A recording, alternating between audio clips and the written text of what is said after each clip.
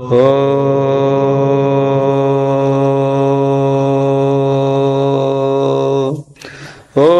గురుర్బ్రహ్మా గురుర్విష్ణు గురురేవ మహేశ్వర గురు సాక్షాత్ పరబ్రహ్మ తస్మై శ్రీ గురవే నమః.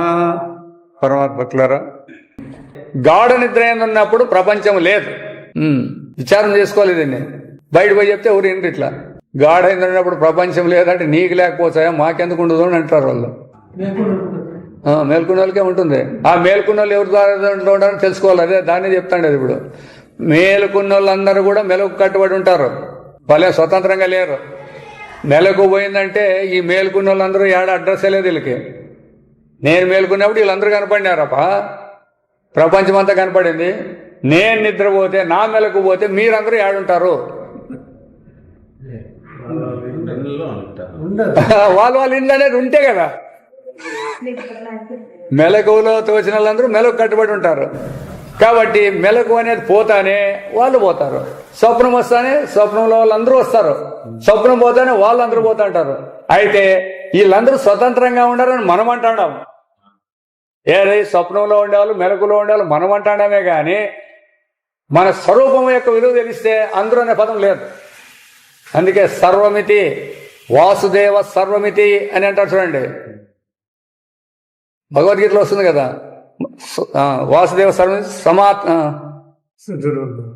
వాసుదేవ సర్వమితి సమహాత్మ సుదుర్లభ అంటాడు. అటువంటి మహాత్ములు దొరికేది కష్టం అంటారు. ఎందుకంటే వాసుదేవుడే సర్వం. సర్వం అంటే అంతా. ఇది ఎవరై ఉన్నాడు? వాసుదేవుడే అని ఎవడు అనుకుంటాడో అట్లా వాళ్ళు దొరికేది కష్టం. అంటే జ్ఞానం దొరికేది కష్టం ఉంది అని అర్థము. వాసుదేవుడే అంత. సర్వం అనే పదము ఈ అజ్ఞానంలో వస్తుంది. సర్వం అనేది నిద్రలో సర్వం ఉందే, పరిచ్ఛిన్నం ఉందే, లేదు, దాంట్లో లేదు.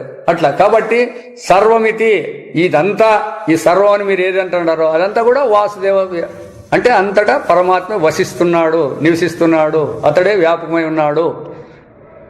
వాసుదేవుడు అంటే మనము కృష్ణ భగవాన్ కాదు అనాల్సిండేది. ఇది కాదు. వాసుదేవుడు అంటే అంతటనే వ్యాపించినటువంటి పరమాత్మని వాసుదేవుడు అనల్ల. అది సర్వమితి. అటువంటి మహాత్ములు సుమాత్మ సుదుర్లభ దొరికేది కష్టము అని చెప్పి భగవంతుడు చెప్పిండేది. ఎట్లా? బహూనాం జన్మనాం అంటే జ్ఞానవాన్ ప్రపద్ధతే వాసుదేవ సర్వమితి సమహాత్మ సుదుర్లభ. అనేక జన్మల నుంచి ఎవడైనా ఇటువంటి సంస్కారాన్ని సంపాదించుకొని ఆత్మజ్ఞానం సంపాదించుకొని దొరికేవాడు చాలా కష్టము. మనుష్యానం సహస్రేషు ఖచ్చిత సిద్ధయే. ఇట్లా జిజ్ఞాసులైన వాళ్ళలో కూడా లక్షల మంది కోట్ల మంది జిజ్ఞాసులు ఉండారు.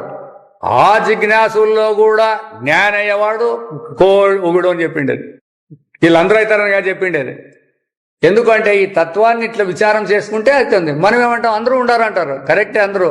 మెలకు ఉంటే అందరూ ఉంటారు. మెలకు లేకపోతే అనేది వాళ్ళు ఏమంటారు? నీ మెలకు అంటారు. అంటే వాడేమి ఉపాధికి పెట్టుకుంటాడు మెలకు అనేది. స్వరూపానికి పెట్టుకోలే వీళ్ళు. నా ఉనికి నా మెలకువ నా స్వప్నం అంటే నేను మేలుకుంటే మెలకువ, నేను నిద్రపోతే అని ఇట్లా పెట్టుకుంటారు. అది కాదు. హలో, సరే. గాఢ ప్రపంచం ఇప్పుడు ఇట్లా కొందరు భావించినదేమనా ఇప్పుడు మన కథ చెప్తారు. మళ్ళీ కళ ఎంతయు కళ్ళయగుట వలన కళ ఉన్నంత వరకు అందు ఒక ప్రపంచం ఉన్నట్లును, ప్రపంచమందు వ్యావహారిక ప్రాతిభాషిక సత్తాత్మక పదార్థములు ఉన్నట్లును తోచును. కానీ అదంతా ప్రతీతియే గాని నిజము కాదు. ప్రతీతి అంటే మొదటి ఏమైనా అర్థం చేసుకోవాలా? ప్రతీతి అంటే సత్యం అనల్లా, లేకపోతే తోచేదనల్లా. అది గుర్తుపెట్టుకోవాలి. ఇప్పుడు ప్రపంచం సత్యము అంటారు వీళ్ళు. అట్లా అనకూడదు మనం. ప్రపంచం తోస్తాంది లేదా ప్రపంచంతో తోపిక. ఇప్పుడు కనపడితే ఆ స్తంభం అనేది ప్రతీతి. స్తంభం కాస్త సత్యం కాదు కదా. స్తంభం తెలిస్తే ప్రతీతి లేదు అక్కడ, తెలియకపోతే ప్రతీతి అంటారు దాన్ని. అట్లా నిజంగా. కావున మనము చూస్తున్న ప్రపంచమును అందరి పదార్థములను చూసే ప్రపంచము, దాంట్లో పదార్థాలు ప్రాతిభాషిక ప్రపంచం చేయగాని అందరి పదార్థములు చేయగాని సరిపోల్చడం శక్యం కాదు. దాంతో వీళ్ళేమి వీడు అబ్జెక్షన్ చేస్తాడు అనమాట. ఇట్లా మీరు ప్రాతిభాషికాన్ని చూపిస్తారు కదా, అట్లా ఈ ప్రపంచాన్ని కూడా ప్రాతిభాషికంగా చూపించలేదు అని అబ్జెక్షన్. ఇది ఆక్షేపకుడు. ఇది అందరి పదార్థం సరిపోదు. కావున స్వప్నం అంతవరకు తోచిన దృశ్యం స్వప్నం లేనప్పుడు సుషుప్తి ఎందుగాను జాగ్రత్త లేదన్నట్టు సమంజసము. మేము కూడా ఒప్పుకుంటాము. స్వప్న ప్రపంచం అనేది స్వప్నం పోతానే పోతుంది. అది మెలకువలో కానీ నిద్రలో ఏడా ఉండలేదని మేము ఒప్పుకుంటాము. కానీ ఇప్పుడు మన ఎదుట కనిపించుతున్న ప్రపంచం నిద్ర ఉండదన్నట్టు అంగీకరించటం ఎట్లు మేము ఎట్లా ఒప్పుకోవాలని? ఈ కనపడే ప్రపంచాన్ని స్వప్నంలో కానీ నిద్రలో కానీ లేదంటే మేము ఎట్లా ఒప్పుకోవాలా అని. మనం నిద్రించుతున్న మాత్రాన ప్రపంచం లేదన్నట కారణమేమి? నువ్వు నిద్రపోతే ప్రపంచం లేదనేదానికి కారణమేమి? ప్రపంచానుభవం ఒక్కొక్క వ్యక్తికి ప్రత్యేకంగా కలిసి ఉండవలన ఒకనొకడు అనిపించిన ప్రపంచం వాడు అనిపించిన రూపమున వారి సూచన లేదని ఒకవేళ చెప్పిన సమంజసం కావచ్చు. నీవు ఇప్పుడే ఏదో డాక్టర్ ఉద్యోగం చేస్తుంటావు, నేను డైరెక్టర్గా ఉంటే అని అన్నాడు. నువ్వు నిద్రపోతే అది లేకుండా పోవచ్చు, నీకు లేకుండా పోవచ్చు. ప్రపంచం కథ వాళ్ళ అనుభవాలను వాళ్ళు లేదని చెప్పచ్చు నిద్రపోతే. అయితే మొత్తం ప్రపంచాన్ని లేదని ఎట్లా చెప్తారు మీరు? వాళ్ళు నిద్రపోయినంత మాత్రం చేత అనేది. కానీ ప్రపంచం అప్పుడు లేనే లేదని చెప్పుట ఉచితం కాదు. ప్రపంచం లేదని చెప్పేది సరైన పద్ధతి కాదు. ఈ ప్రపంచమున మనమే కాక ఇంకనూ ఎందరో జనులుండుట వలన, నువ్వే కాదు ప్రపంచం అంటానే ఎంతో మంది ఉంటారు కాబట్టి వారు మనము నిద్రించినప్పుడు తమ వ్యవహారమును జరుపుకొని ఉండవచ్చును కదా. ఇదంతా జాగ్రత్తలో. ఎందుకంటే సినిమాలకు పోయేవాళ్ళు ఉంటారు, డ్యూటీలకు పోయేవాళ్ళు ఉంటారు, అందరూ ఉంటారు. నిద్రపోతా అంటే పోయేవాళ్ళు పోతా ఉంటారు కదా. మళ్ళీ ప్రపంచం లేదంటే ఎట్లప్పుడు? అది బాగా తెలుసుకోండి. ఇదే నువ్వు బాగా తెలుసుకోవాల్సి ఉండేది. ఎందుకంటే నేను ప్రశ్నలు వేసే వాళ్ళందరూ వాళ్ళే, ఆడ ఎక్కువ వేసేది ఇట్లా వాళ్ళే. ఈ పాయింట్ నువ్వు బాగా గుర్తుపెట్టుకుంటే వాళ్ళు కొట్టేయచ్చు. వాళ్ళకి అది అర్థం కాదులే. ఇంతేగాక ప్రపంచము, అందరి పదార్థాలు, ప్రాణులు, జనులు మన నిద్రేందు లీనమగులంటే హాస్యాస్పదమే కదా. నిద్రపోతే ఈ ప్రపంచమంతా కూడా ఆత్మలో లీనమవుతుంది అంటారు కదా, ఐక్యమవుతుంది అంటారు కదా. ఇది కూడా హాస్యాస్పదమే కదా. ఎందుకు? మనం నిద్ర నుండి మేల్కొన్నప్పుడు మన నిద్ర ఎందు వారెవ్వరూ అణిగి ఉన్నట్లు కూడా మన అనుభవం లేదు కదా. ఇప్పుడు మన నిద్రపోయినప్పుడు అంతా వాళ్ళు వచ్చి లోనికి పోయింటే మా నిద్రలో ఇందరూ అణిగిపోయినారప్ప అని ఏమన్నా అనుభవం ఉందే మనకట్లా? లేదు. మనం నిద్ర నుండి మేల్కొన్నప్పుడు వారందరూ మనలో నుండి బహిర్గతమైనట్లు మన అనుభవం లేదు కదా. నెలకు వస్తానే అంత బయటకు వచ్చినారప్ప ఏకదమ్మున మా నిద్రలోంచి అనేది ఏమన్నా ఉందే? లేదు. ఇంతేగాక మేము నీ నిద్ర యందు లీనమై ఉంటిమి, ఇప్పుడు నీకు మెలకువ కలవాలంటే మనం నీ నిద్ర నుండి బయటకు వచ్చామని ఎవరినూ వచ్చింపరు. ఇంతవరకు నువ్వు నిద్రపోయింటే నీటిలో పడింటి బాబా, నువ్వు మేల్కొన్నావు కాబట్టి మేమంతా బయటకు వచ్చినామని ఎవరన్నా నీతో చెప్తారా? మేల్కొన్నా చెప్తావు? చెప్పలేదు. వస్తుస్థితి ఈ విధముగా నుండా, వస్తుస్థితి ఇట్లుంది కాబట్టి సుషుప్తి యందు ప్రపంచం లేదనటయు మన ఆత్మ ఒక్కటే సన్మాత్మై ఉండనటయు అనుభవానికి యుక్తికి విరుద్ధమే కదా. జాగ్రత్త అనుభవం రైట్, అట్లా పట్టుకోవచ్చు చూడప్ప. జాగ్రత్త అనుభవానికి జాగ్రత్త యుక్తికి సరిపోతుంది. అయితే సార్వత్రిక అనుభవానికి, నీ స్వరూపానుభవానికి అదే అది. అందుకే జిజ్ఞాసులు అట్లా పట్టుకుంటే సులభంగా అర్థమవుతుంది, కష్టమే కాదు ఇది. మనం ఇంతకుముందు తెలిపిన హెచ్చరికను మరచిన, అంటే జాగ్రత్త దృష్టిలో ఉండే దోషాలు చెప్పినారు చూడండి, దాన్ని మర్చిన వలన వారికి మాత్రమే ఇట్టి సమస్యలు బాధించును. స్వప్నము కేవలం ప్రతీతి అనియు, మనము నిద్రించుతున్నాను ఈ ప్రపంచం మొదటి వలె అట్లే ఉండుననియు జాగ్రత్త అభిమాన దృష్టిచే భావించున్నాము. కాబట్టి జాగ్రత్త దృష్టి చేత ఈ విధంగా మనం మాట్లాడుతున్నాం. స్వప్న జాగ్రత్తలకు ఎట్టి భేదములని మున్ముందు తెలుపగలము. 71 దాంట్లో చెప్తామంటాడు. మీరు జాగ్రత్త, స్వప్నం అంటే ఏమి, మెలకు అంటే ఏమి అని వేరు పేర్లు పెట్టుకున్నారు కదా. ఆ 2 పేర్లు పెట్టుకున్నారు కాబట్టి స్వప్నానికి జాగ్రత్తకి భేదం ఏమి చెప్పని అడుగుతుంది. అప్పుడు భేదం చెప్పాలి ఎవరన్నా. మరి భేదం చెప్పలేకపోతే మీరు పేర్లు ఎందుకు పెట్టుకుంటారు అని ఆడ అనుమానం చూపిస్తుంది. అది కానీ ప్రకృత విచారమునకు దాని ఆవశ్యకత అంతగా లేదు. జాగ్రత్త స్వప్నాలు 2 సమానం అని చెప్పే అవసరం ఇప్పుడు లేదు. ఎందుకనా స్వప్న ప్రపంచం సుషుప్తి వేళ ఎచ్చడను లేదని పై ఆక్షేపం నందే అంగీకరింపబడాను. దాంట్లో ఆక్షేపంలో కావున మెలకువలో మనకు తోచు ప్రపంచము మరలా ఏదేని ఒక అవస్థ ఎందుకు చూచుటకు శక్యమా అని ఎవరినైనా ప్రశ్నించినతో దానికి 2 విభిన్న సమాధానాలు లభింపవు. ఏమప్పా ఈ మెలకు అనేది నిద్రపోయినప్పుడు ఎవరికైనా కనపడుతుందే అంటే ఏం చెప్తారు? స్వప్నంలో కనపడుతుంది అంటే ఏం చెప్తారు? అంటే విభిన్నం ఏమి లేదు, అంత ఒకటే సమాధానమే కదా. అదే అట్లా దానికి 2 విభిన్న సమాధానాలు చెప్పేయలేదు. ఆ ప్రపంచము జాగ్రత్త అవస్థ అయిందే గోచరింపదగినది. ఈ మెలకు ప్రపంచం అనేది మెలకు ఉన్నప్పుడే ఆ అవస్థలో కనపడుతుంది, కానీ మిగతా 2 అవస్థల్లో కనపడేకి లేదు అని ఎవరైనా చెప్తారు. ఇది వేరు వాళ్ళు వేదాంతలే చెప్తారని కాదు, వేదాంతం తెలుసుకోకుండా కూడా చెప్తారు. ఎందుకంటే అనుభవం అట్లుంది కాబట్టి. అనగా జాగ్రత్త అవస్థకు ఆ ప్రపంచం కట్టుబడి ఉన్నది అని మనం 27 దాంట్లో చెప్పినాం. జాగ్రత్త ప్రపంచం జాగ్రత్త కట్టుబడింది, స్వప్న ప్రపంచం స్వప్నం కట్టుబడింది. జాగ్రత్త అవస్థ లేనప్పుడు ఆ ప్రపంచము కానీ ప్రపంచం లేనప్పుడు జాగ్రత్తను కానీ ఉండునన్నమాట. సరైనదా కాదా? జాగ్రత్త లేనప్పుడు జాగ్రత్త ప్రపంచం ఉంటుందనేది సరైనదే కాదా?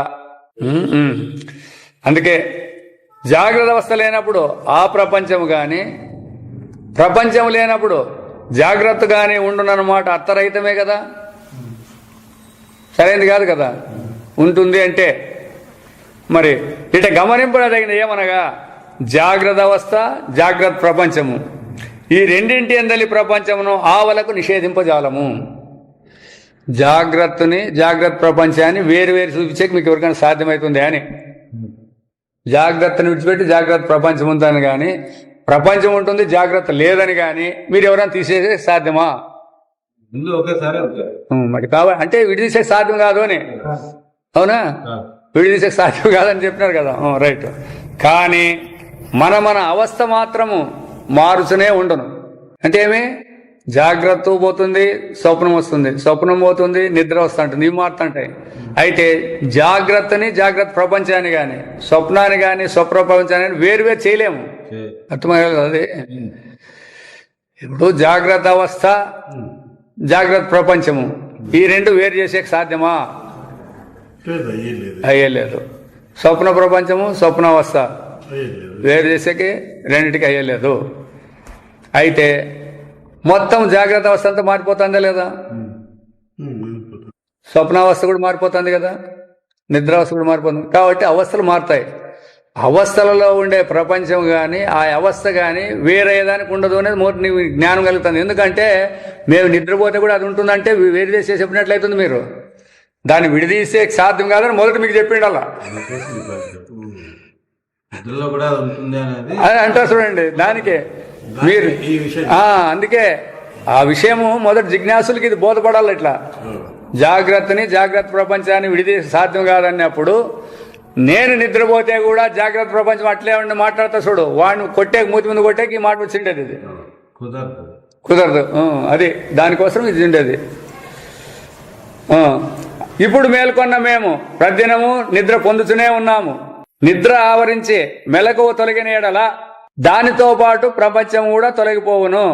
మనం నిద్రించుతున్నప్పుడు ఈ మన జాగ్రత్త ప్రపంచము ఆ విధముగానే ఉండునని చెప్పితిమేని మేము నిద్రపోతా అంటే కూడా ప్రపంచం అట్లే ఉందంటే ఏమవుతుంది? అప్పుడు మనము నిద్రించుతున్నాము మేల్కొని ఉన్నామని చెప్పినట్లుగాను. అంతే కదా. ఇది హాస్యాస్పదం. నేను నిద్రపోతానని మేల్కొన్నానంటే ఎట్లెట్ పొందుతుంది అందరూ నాకు మాట చెప్తానే. కావున నిద్ర యందు మన విశ్వం ఎచ్చటనో ఒక చోట అట్లే భద్రంగా ఉన్నంట భ్రాంతి. కాబట్టి మనం నిద్రపోతే మెలకులో ఉండే ప్రపంచం ఏడోసారి భద్రంగా ఉంటుంది, దానికేం ధోకా లేదు అనేది కూడా భ్రాంతే. ఎందుకు అంటే అవస్థలో ఉన్నప్పుడు మాత్రమే అది ఉండేకి వీలుంది. దానికి అవస్థ లేనప్పుడు అది ఎక్కడ ఏ మాత్రం మాట్లాడినా కూడా పొందదు అనేది బాగా జిజ్ఞాసులు దృఢం కావాల. కావున సుషుప్తి యందు ప్రపంచం మనలో లీనమై ఉండునని గ్రహించుటయే సమంజసము. కాబట్టి ప్రపంచము పక్కన సపరేట్గా ఉంటుందనే లేదు. మీరు మరి ఏముండాలా? దాని అంతే అంతర్గతంగా ఉండాలి, అదంతే. అయితేను మనము నిద్రించుతున్నప్పుడును ప్రపంచము తనంతట తానే అట్లుండనని భావించున్నాం కదా. మేము నిద్రపోతే కూడా ప్రపంచం అట్లే ఉంటుందని మనం అనుకుంటున్నాం కదా. ఇందుకు కారణమేమి? ఇప్పుడు మీరు కనుక్కోవాలి. ఇప్పుడు మన తప్పు చెప్తాను అనమాట. ఇందుకు కారణమేమి? సామాన్య జలయందు గల 2 విధములైన మిథ్యాభావనలే ఈ విశ్వాసమున కారణము. మిథ్యాభావన అంటే ఏమి? మిథ్యాభావన అంటే మిథ్య అనే పదంలో ఆత్మ అనాత్మను విడదీసి చేసుకుంటే లేకపోయినప్పుడు మిథ్యాభావనలు వస్తాయి. అర్థమైనా? మిథ్యాభావన అన్నప్పుడు ఎప్పుడప్ప అంటే ఆత్మ ఇది అనాత్మ ఇదని విభజించే చేత కాకున్నప్పుడు ఈ మిథ్యా జ్ఞానం బయలుదేరుతుంది. ఇప్పుడు మనకు అదే వచ్చిండేది. ఆత్మ అంటే ఏమి అనాత్మ అంటే ఏమి తెలియలేకుండా సృష్టి అంతా జరిగిండేది. ఇప్పుడు మనకి ఈ ప్రపంచం అంతా పుట్టిండేది మిథ్యాభావంతోనే పుట్టింది, కానీ నిజంగా సృష్టి లేదు. గౌడబాదాచార్యులు చెప్తాడు కదా, సృష్టి లేదనేది ఎట్లా చెప్తాడంటే ఇదే. కాబట్టి ఈ మిథ్యాభావనలే మేము నిద్రపోయినప్పుడు ప్రపంచం అట్లే ఉంటుందానికి రెండు కారణాలు. మనం ఏం చెప్తాము అంటే దానికి చెప్తాడు ఇప్పుడు. ఒకటి, అదే ప్రపంచం నిన్న ఉండెను, అదే నేడును గోచరించుతున్నదని మనకు వేలుకున్న వెంటనే బాసిల్లును. నిద్రలోంచి మేలుకుంటానే నిద్రపోక పూర్వం ఏ ప్రపంచం ఉన్నో నిద్రలోంచి మేలుకుంటానే అదే ప్రపంచం కనపడుతుంది. వాళ్ళు చెప్పేది అదే కదా. మరి మీరు నిద్రపోతే ఏమీ లేదంటారు, కానీ మళ్ళీ మేము మేలుకుంటానే మా పెండ్లాం పిల్లలు ఇండ్లు గుళ్ళు అన్నీ కనపడతాయి కదా.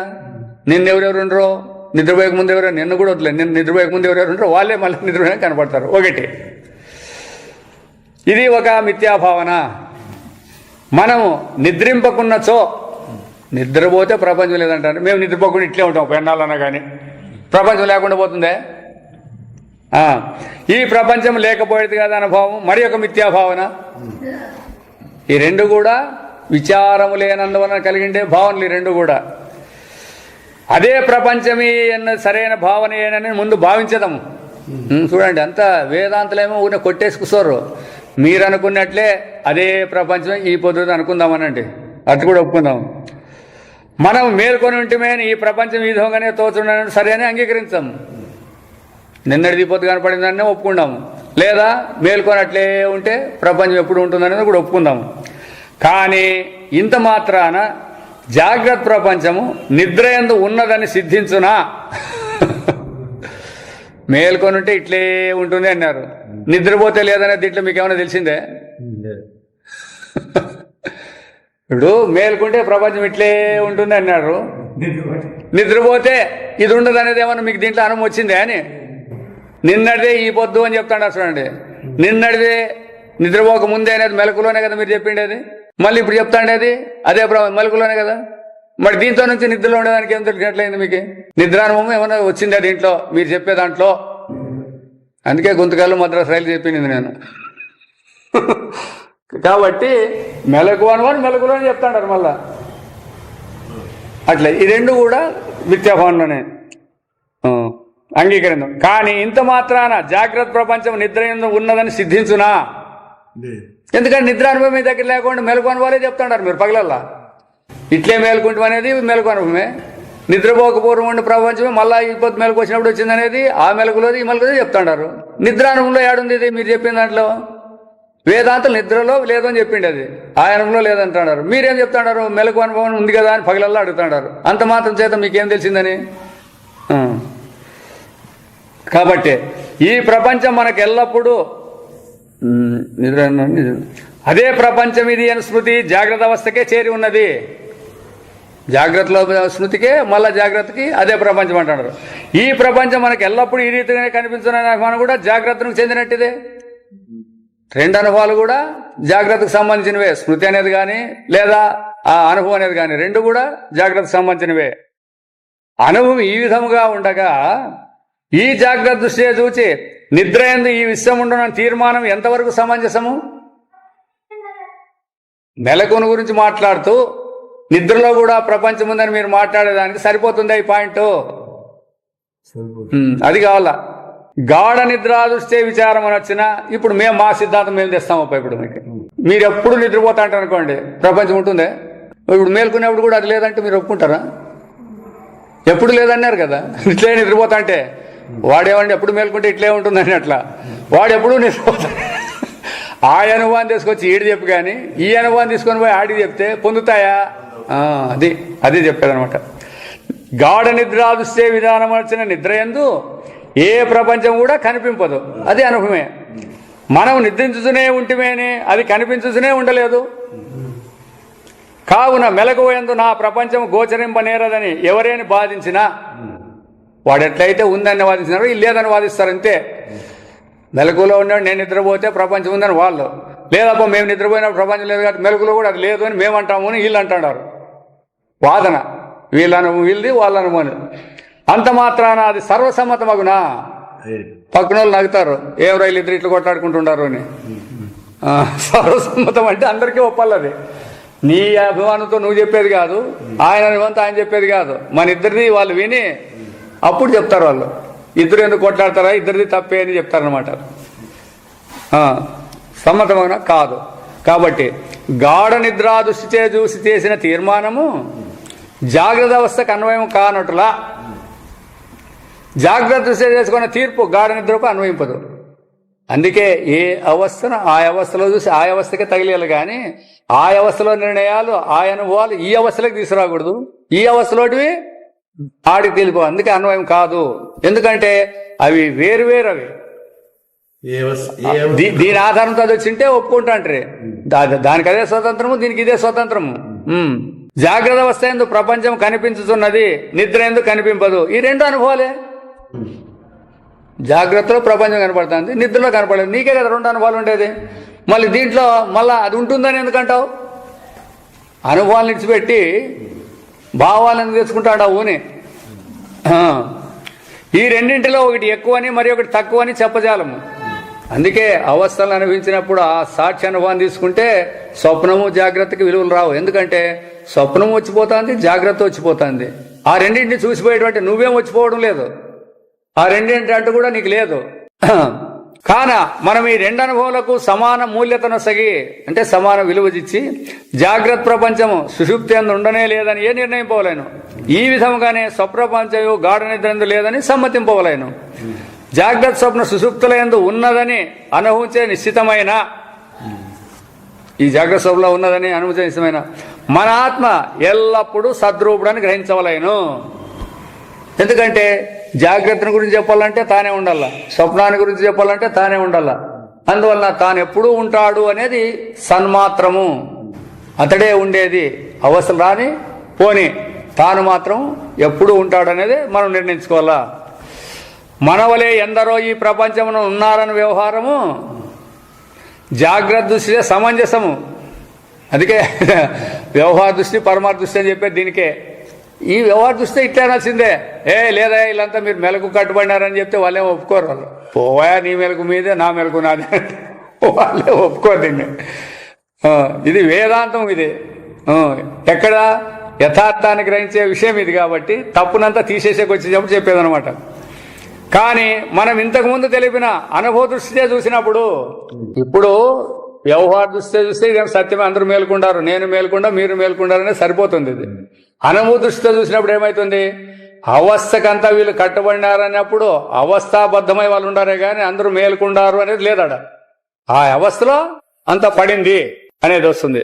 ప్రపంచము అందరి జనులను జాగ్రత్త అవస్థకే కట్టుబడిన వారు అవుతున్నారు. కావున మనము నిద్రించినప్పుడు మనకు మెలకువ లేదని ఒక అనుభవమే పై నిర్ధారణకు ప్రమాణమని గ్రహింపలేను. కాబట్టి మనం నిద్రపోయేటప్పుడు మీకు మెలకు ఉంది అని అడుగుతుంది అంతే శాస్త్రం. ఏం చెప్తారు మీరు? అదే వాళ్ళు నిద్రపోయేటప్పుడు మీకు మెలకు ఉంది అంటే ఏమంటారు? మరి అదే ప్రమాణం. మళ్ళీ కొత్త ప్రమాణాలు ఏంటి తీసుకురావాలి? మీకు ఉంటుందనే కదా, మీరు మెలకు ఉంటుందని ప్రపంచం ఉందన్నారు కాబట్టి మరి నీ మాట్లాడే మాట సరిపోతుంది అది. కావున మనం నిద్రించినప్పుడు మనకు మెలకు ఒకే అనుభవమే పై నిర్ధారణకు ప్రమాణం. మనం నిద్రించుతున్నప్పుడు ప్రపంచము మనకంటే భిన్నముగా నుండెనా లేదా అను పరామర్శకు జాగ్రత్త ప్రపంచం అంటే అంతర్గతులైన జనుల అభిప్రాయం అక్కర్లేదు. నేను నిద్రపోతా అంటే ఏమబ్బా ప్రపంచం లేదని వాళ్ళు అడగద్దండి. మేల్కొండ వాళ్ళు ఎందుకు అడుగుతావు? వాళ్ళు అంటారు, వాళ్ళు మెలకులో ఉంటారు కాబట్టి వాళ్ళ అభిప్రాయం చెప్తారు. నీకే అనుముందే, అందుకే వేరే వాళ్ళ గురించి అడగద్దండి అని. అవస్థల గురించి విచారం చేసేటప్పుడు అదే భగవద్భాష చెప్తాండే, ఏమబ్బా మీకెట్లా అనిపిస్తుంది అని. వాడు మీ తాత, వాడిని ఎందుకు అడుగుతా ఉంటాడు ఆయన. నీకంటే వాడు మూర్ఖుడు, వాని పోయి ఇది సరిపోతుంది అని అడిగితే, ఇప్పుడు వేదాంతం విన్నోడు పోయి మీకేమో పోయి ఒప్పుకుందని అంటే వాడు మీ తాత, వాడు పూర్తి అజ్ఞాని. వాడు ఇంకా నువ్వు తిన్నావు ఆ మాట వాడికి అది కూడా తెలుసు. కాబట్టి వేరే వాళ్ళని అడగద్దండి, మీ అనుభవాన్ని మీరే చూసుకోండి, ఇంకోరికి వచ్చి చెప్పాల్సిన పని లేదు అని చెప్తారు అనమాట. అదే జనుల అభిప్రాయం అక్కడ అయ్యేది మన నిశ్చయమునకు పుష్టిని కానీ దౌర్బల్యమును కానీ కలిగింపజాలదు. పోనీ అదేమన్నా మీరు మాట్లాడిన వాటికి ఏమైనా బలం ఇస్తుందే? లేకపోతే దానికి ఏమన్నా అయ్యో మాకు వీళ్ళు బలం ఇక్కిపోయారు అనే దానికి ఏమీ అది పుష్టి ఇచ్చేదట్లేదు, దుర్బలత్వాన్ని ఇచ్చట్లేదు. ఎందుకంటే ఇతరుల అనుభవం మన అనుభవానికి పొందలేదు. మన అనుభవమే మనకి సత్యం కాబట్టి ఆ అనుభవాలనే మనం విచారించి తద్వారానే మన పరమార్థాన్ని గుర్తించినట్లయితే అప్పుడు ఈ సమస్యలన్నీ కూడా తీరిపోతాయి. కాబట్టి ఇంకా ముందు సమాచారం మళ్ళీ. ఓం అసతో మా సద్గమయ తమసో మా జ్యోతిర్గమయ మృత్యోర్మా అమృతంగమయ. ఓం స్నావతు